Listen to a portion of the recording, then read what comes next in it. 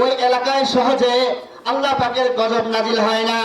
আল্লাহ পাক কখনো ওই এলাকার উপরে গজব পাঠায় না। কারণ কি জানো? তো রাত্রিবেলা ওই মাদ্রাসায়, ওই এলাকার মধ্যে একটা ছোট্ট মাদ্রাসা হয়েছে। সকাল নয়, সন্ধ্যা নয়, তারা আমার কালামে পাক তেলাওয়াত করে। যখন সকল মানুষ ঘুমায় থাকে, আমার ওই ছোট্ট মাদ্রাসার মধ্যে আমার কচি কাঁচা বান্দাগুলা উঠে, ঘুম থেকে উঠে সবার আগে ঠান্ডা পানি দ্বারা উজু করে আমার কালামে পাক তেলাওয়াত করতে থাকে। আমি আল্লাহ কেমন করে সেই গ্রামের উপরে আযাব আর গজব নাজিল করি। আমি শুধু ওই মাদ্রাসার বাচ্চাদের দিকে তাকাইয়া ওই এলাকাটাকে আমি নিরাপদ রাখি। সুবহানাল্লাহ।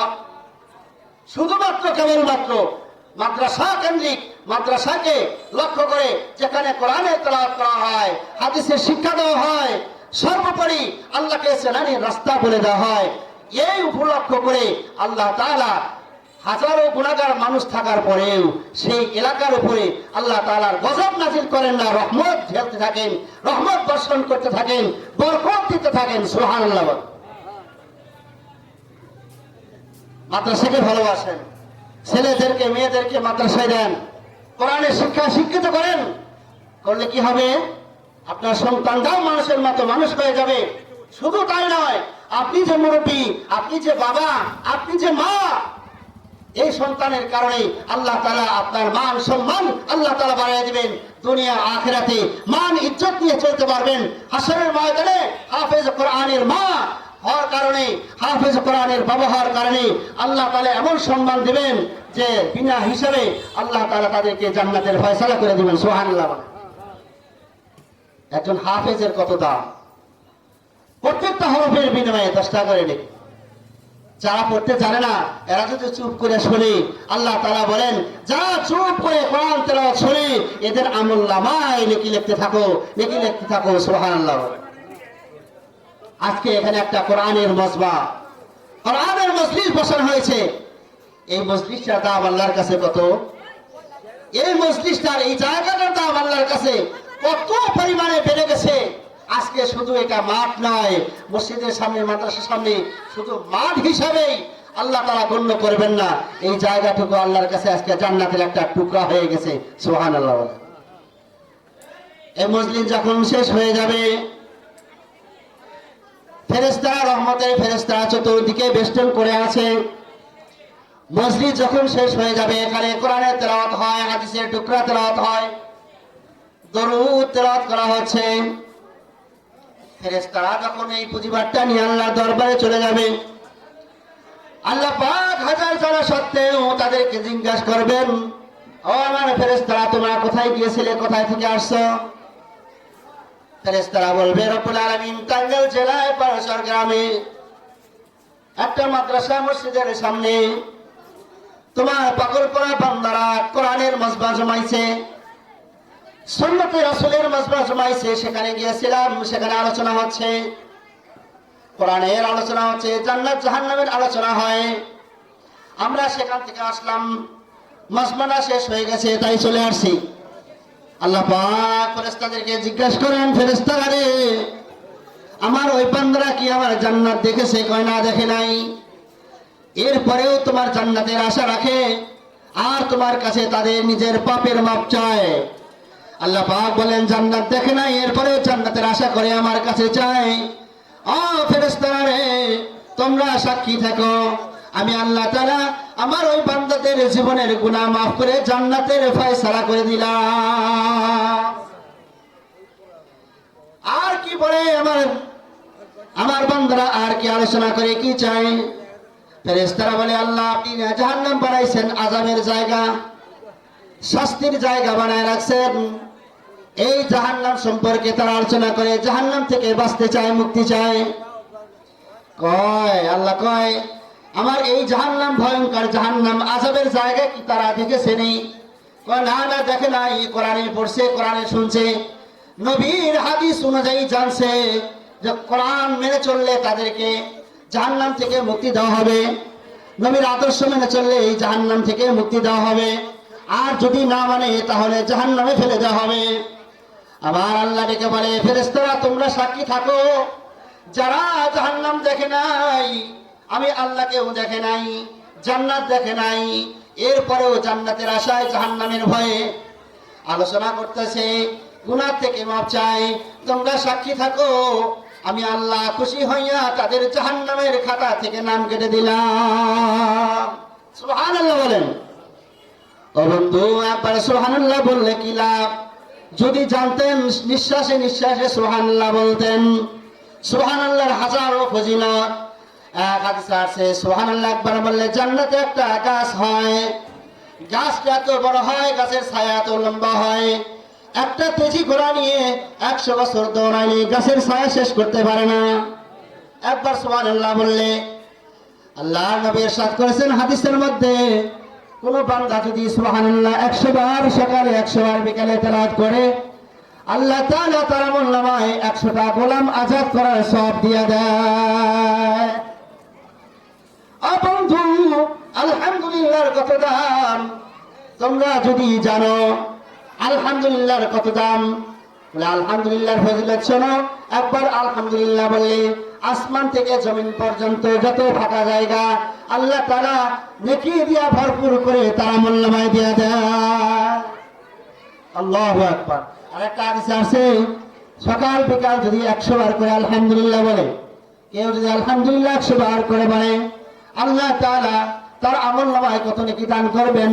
বলে 100 উট, 100 লাল রঙের উট আল্লাহর রাস্তায় দান করে দিলে, কবুল হইলে যে সওয়াব হয়, আল্লাহ তাআলা তার আমলনামায় এই সওয়াবগুলি লিখে দেয়। সুবহানাল্লাহ, আল্লাহু আকবার। আল্লাহ কত দয়ালু। এই কথাগুলি কোথায় শিখবেন, কোথায় থেকে পাবেন? বলে মাদ্রাসায় শেখানো হয়, মসজিদের মেম্বারে আলোচনা হয়। মসজিদে নিয়মিত যাবেন, মাদ্রাসায় যাবেন, মাদ্রাসায় উলামায়ে কেরামের সাথে মহব্বত রাখবেন, সন্তানদেরকে মাদ্রাসায় দিবেন। একটা সন্তান যদি মাদ্রাসায় যান, আপনার ফ্যামিলি আস্তে আস্তে আল্লাহওয়ালা হয়ে যাবে। বাসায় কেউ কোরআন তেলাওয়াত জানে না, একটা ছেলে ছোট্ট শিশু মাদ্রাসায় দিচ্ছেন, মাদ্রাসায় কি পড়লো কি লেখলো, বাসায় এসেও বাচ্চাটা ওইটাই পড়তে থাকে, আলিফ বা তা সা জিম এইগুলো বলতে থাকে। বলতে বলতে আশেপাশে যারা থাকে, যারা কোরআন পড়া জানে না, হাদিস পড়া জানে না, আস্তে আস্তে শুনতে শুনতে মার আলিফ বা মুখস্থ হয়ে যায়, দাদার আলিফ বা মুখস্থ হয়ে যায়, দাদের আলিফ বা মুখস্থ হয়ে যায়, চাষির আলিফ বা মুখস্থ হয়ে যায়, এমনকি পুরা পরিবারে যারা থাকে কোরআন শেখে নাই, এই বাচ্চার মুখে শুনতে শুনতে শুনতে শুনতে 29টা হরফ তাদের মুখস্থ হয়ে যায়। সুবহানাল্লাহ বলে। এই বাচ্চাটা মাদ্রাসায় হাদিস পড়লো, একটা হাদিস, আখলিস দীনাকা ফিকাল আমালুল কলিল, মাদ্রাসায় পড়ছে 1000 বার, বাচ্চাটা বাসায় গিয়ে পড়তেছে, ঘুরতেছে আর পড়তেছে, আখলিস দীনাকা ফিকাল আমালুল কলিল, আখলিস দীনাকা ফিকাল আমালুল কলিল।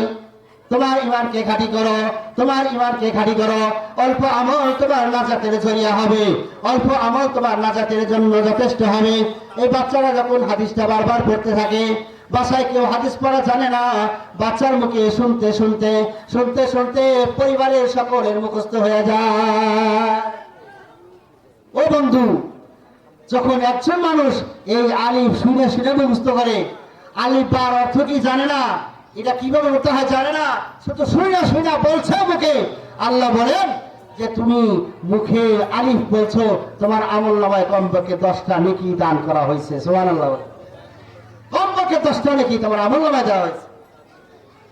কোরআনের কত দাম! এই কোরআন তো এমনি হয় নাই, কারো বানানো কথা নয়, কারো বানানো কবিতা নয়। কোরআন একমাত্র কথা, আল্লাহ পাকের কথা, যে কথাগুলি জিবরাইলের মাধ্যমে রাসূল আকরাম সাল্লাল্লাহু আলাইহি সাল্লামের কাছে পাঠানো হয়েছে, সেই কোরআন পর্যায়ক্রমে আল্লাহ তাআলা আমাদের পর্যন্ত পৌঁছায় দিয়েছে। সুবহানাল্লাহ বলে। 23টা বছরে পুরা কোরআন নাজিল হয়েছে। এই কোরআন সঠিকভাবে আসার পরে কোরআনকে সংরক্ষণ করার পিছনে সাহাবায়ে কেরাম কত জীবন দিয়েছেন, কত রক্ত ঝরাইছেন, কত কষ্ট করেছেন। এরপরে ভান্ডিল আকারে পুরা কোরআন 30 পারা কোরআন আমাদের পর্যন্ত পৌঁছেছে। তো সহজ নয়, কঠিন ভাবে অনেক রক্তের বিনিময়ে কোরআন ইসলাম দিন আমাদের পর্যন্ত পৌঁছেছে। আমরা তো এই কোরআনের জন্য এই দিনের জন্য, ইসলামের জন্য তেমন কোনো পরিশ্রম করি নাই, এই জন্য আমাদের কাছে আরামসে আসছে, তো এই জন্য বেশি মহব্বত নাই। যাদের কাছে কোরআন কষ্টের কারণে আসছে, কষ্ট করে পাইছে, তাদের কি মহব্বত ছিল। কোরআনের জন্য তারা জীবন দিতে প্রস্তুত। কোরআনকে কেউ যদি কটূক্ত করেছে, তাদের জীবন দিয়ে প্রস্তুত, তার প্রতিহত করেছে, প্রতিবাদ করেছে। এখনো আমাদের চোখের সামনে কত মানুষ কোরআনের বিপক্ষে কথা কয়, হাদিসের বিপক্ষে কথা কয়, ইসলামের বিপক্ষে কথা কয়। আমি মুসলিম, আমি মুসলমান হওয়ার পরেও আমার সেদিকে কোনো প্রতিবাদের কণ্ঠ জেগে ওঠে না। আমার কণ্ঠস্বর কখনো উঁচু হয় না যে আমার কোরআন নিয়ে কথা বলবে আর আমি সুস্থ থাকবো, জীবিত থাকতে, এটা হতেই পারে না। প্রতিবাদ করতে হবে। কোরআনের বিপক্ষে যারা কথা বলবে, এদের সামনে প্রতিবাদের হিসাবে দাঁড়াতে হবে, প্রতিহত করতে হবে যে কোরআন একমাত্র আল্লাহর বাণী। রাসূল কারীম সাল্লাল্লাহু আলাইহি সাল্লাম বলেছেন, যারা কোরআন তেলাওয়াত করে তারা যেন স্বয়ং আল্লাহর সাথে কথা বলে। সুবহানাল্লাহ বলে। কোরআন তেলাওয়াত করা মানে আল্লাহর সাথে কথা বলা। আল্লাহু আকবার।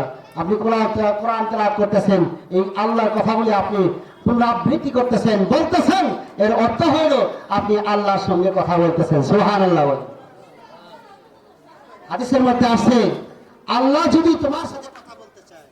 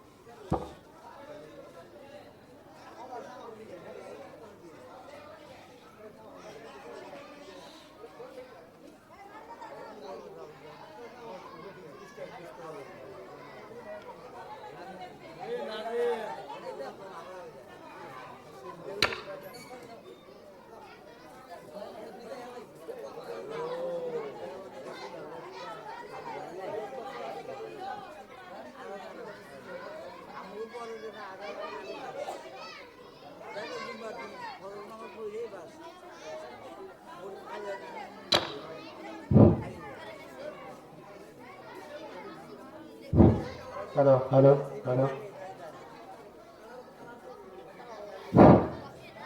একটু জিকির করে।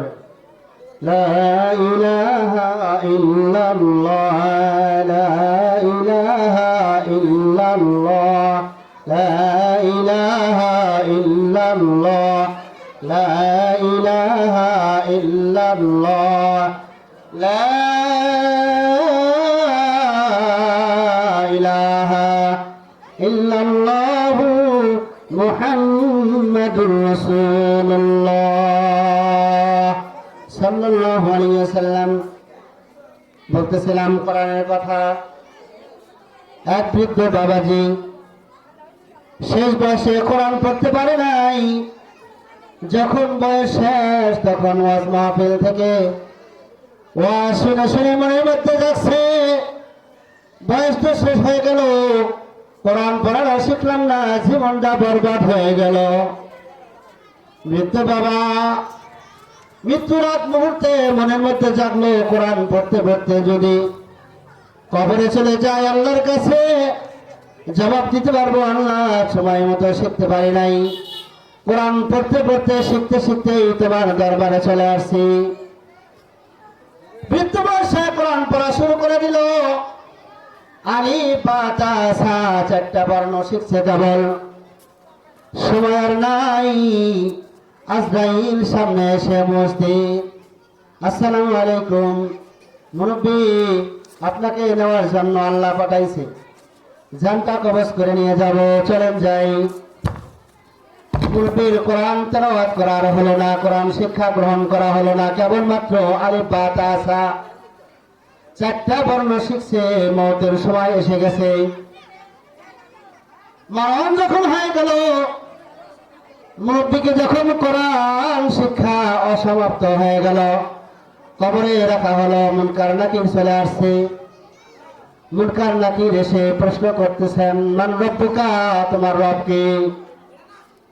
মুরব্বী কিছু বলে না, বলে আলিফ বা তা সা। ফেরেশতা বলে আলিফ বা তা সা বললে হবে না, তোমার রবকে বলতে হবে। মান রব্বুকা, তোমার রবকে বলতে হবে। মুরব্বী কয় আলিফ বা তা সা। ফেরেশতারা কয় হবে না। ফেরেশতারা প্রশ্ন করে, ওমান নবিয়ুকা, তোমার নবীকে, তোমার নেতাকে বলো বলো। মুরব্বী কয় আলিফ বা তা সা। আর কোনো কিছু স্মরণ নাই, মৃত্যুর আগে কোরআন পড়া শুরু করছে, এইটুক শুধু মনে আছে, সকাল সন্ধ্যায় আলিফ বা তা সা বলছে, এই কথাটাই বারবার স্মরণ হইতেছে।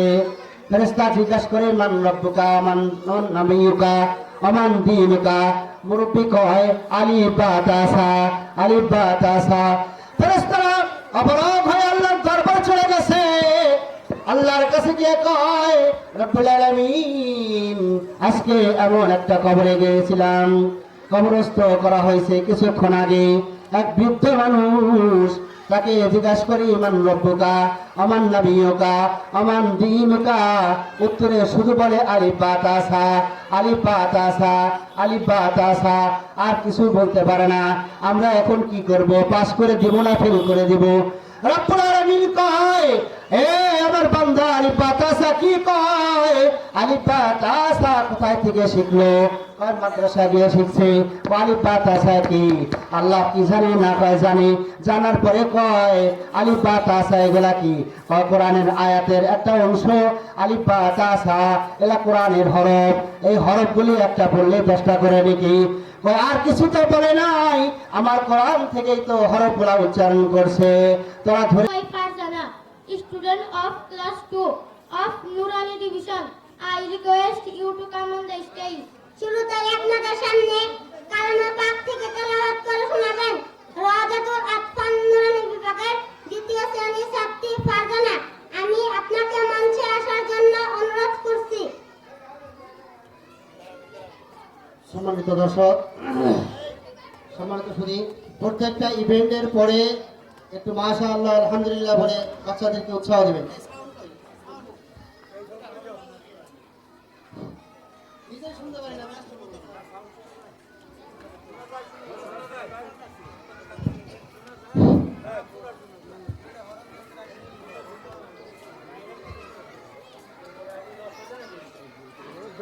আসসালামু আলাইকুম ওয়া রাহমাতুল্লাহি ওয়া বারাকাতুহু। কুরআনে কারীম তিলাওয়াত করার বিশেষ 3টি ফায়দা এবং 2টি আদব। ফায়দা 3টি এই। নাম্বার 1, কুরআনে কারীম তিলাওয়াত করলে দিলের জং দূর হয় এবং দিল পরিষ্কার হয়। নাম্বার 2, কুরআনে কারীম তিলাওয়াত করলে আল্লাহ তাআলার মুহাব্বত বৃদ্ধি পায় এবং তার নৈকট্য লাভ হয়। নাম্বার 3, কুরআনে কারীম তিলাওয়াত করলে প্রত্যেক হরফের বিনিময়ে কমপক্ষে 10টি করে নেকি পাওয়া যায়, চাই সে বুঝে পড়ুক অথবা না বুঝে পড়ুক। যারা বলে যে না বুঝে পড়লে কোনো ফায়দা নেই, তাদের কথা ঠিক নয়। আদব 2টি এই। নাম্বার 1, শ্রবণকারী মনে মনে এই খেয়াল করবে যে এখানে আল্লাহ তাআলার শাহী কালাম তেলাওয়াত করা হচ্ছে, তাই খুব আজমত ও মুহাব্বতের সঙ্গে শুনতে হবে। নাম্বার 2, তিলাওয়াতকারী মনে মনে এই খেয়াল করবে যে আল্লাহ তাআলা বলছেন, পড়ো দেখি আমার কালাম কত সুন্দর করে পড়তে পারো, তাই আমি আল্লাহ তাআলাকে শোনানোর উদ্দেশ্যে পড়ছি।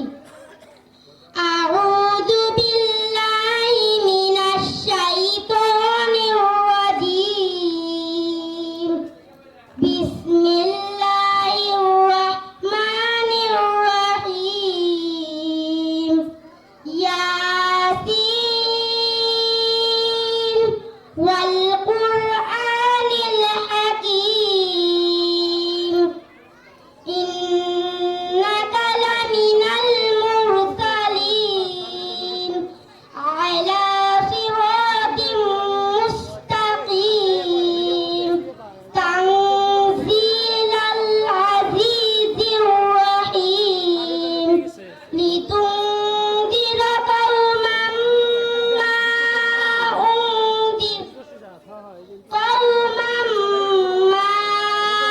উনদিরা আবাউহুম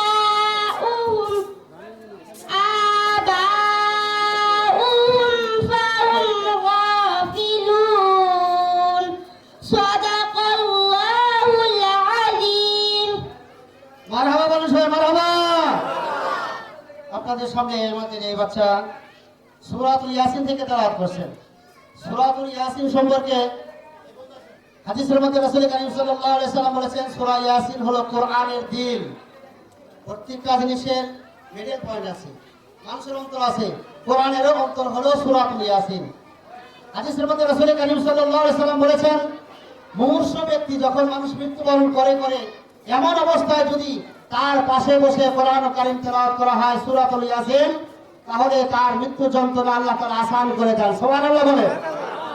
তাহলে আমাদের এই কোরআন তেলাওয়াত সকলের শেখা উচিত কিনা?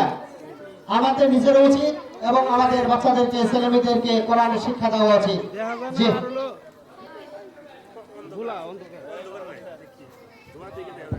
কোরআন তেলাওয়াত করলে আমাদের বাচ্চা বলেছেন যে দিনের জং দূর হয়, অর্থাৎ গুনাহ করতে করতে মানুষের অন্তরে যে একটা কালিমা পড়ে যায়, দাগ পড়ে যায়, কোরআন তেলাওয়াত করলে সেটা পরিষ্কার হয়ে যায়। জি, পরিচালক।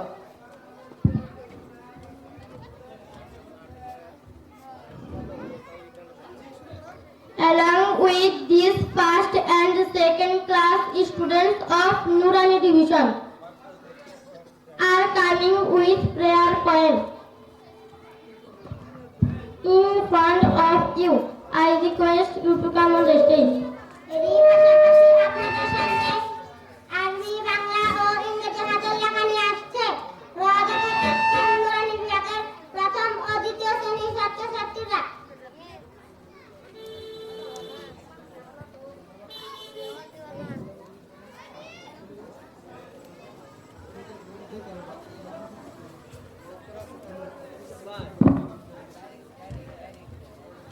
Along with these first and second class students of Nurani Division, we present Arabic, Bengali and English handwriting in front of you. I request you to come on the stage. এরই পাশাপাশি আপনাদের সামনে আরবি, বাংলা ও ইংরেজি হাতের লেখা নিয়ে আসছে রাজাতুল আতফাল নুরানি বিভাগের প্রথম ও দ্বিতীয় শ্রেণীর ছাত্রছাত্রীরা।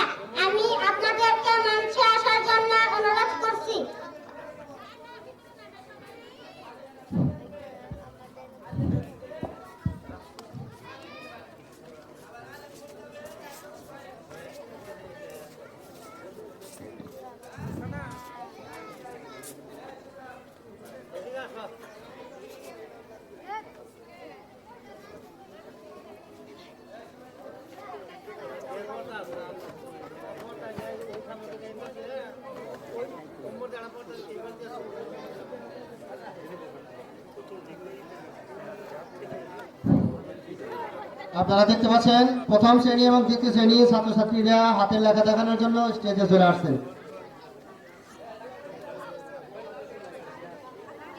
ওনারা হাতের লেখা শুরু করতেছেন, একটু পরে দেখা যাবে। পরবর্তী ইভেন্ট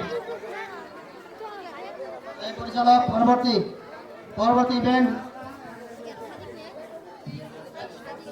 থাকতে হবে।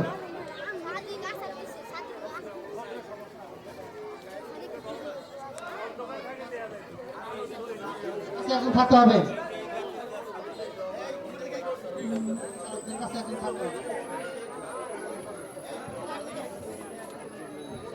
Now Aryan, student of play of Nurani division, are coming with prayer point in front of you. Please come on the stage. এবার আপনাদের সামনে বসার আদব নিয়ে আসছে রওজাতুল আতফাল নুরানি বিভাগের প্লে শ্রেণী ছাত্র আরিয়ান ও তার সঙ্গীরা।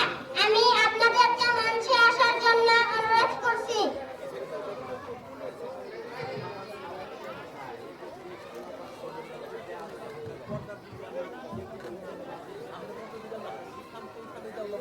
হ্যালো, আপনারা দেখতে পাচ্ছেন আমাদের ছোট্ট সোনামণিরা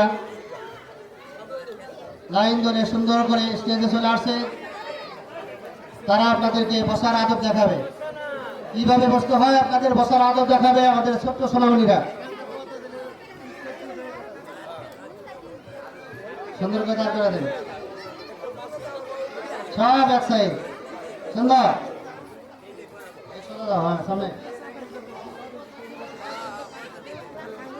স্টেজের সামনে যারা আছেন একটু বাচ্চাদেরকে উৎসাহ দেওয়ার জন্য মারহাবা, উৎসাহ দেবেন, মারহাবা বলবেন, আলহামদুলিল্লাহ বলবেন।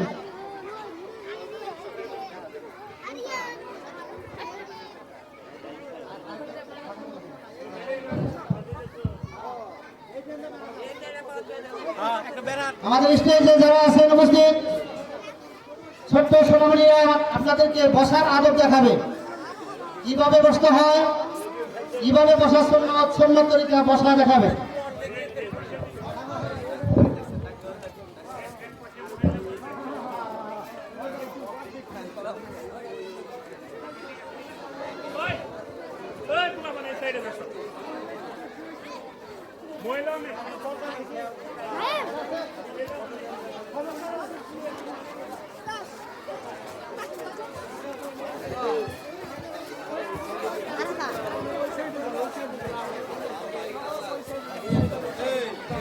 Nah, nah, nanti.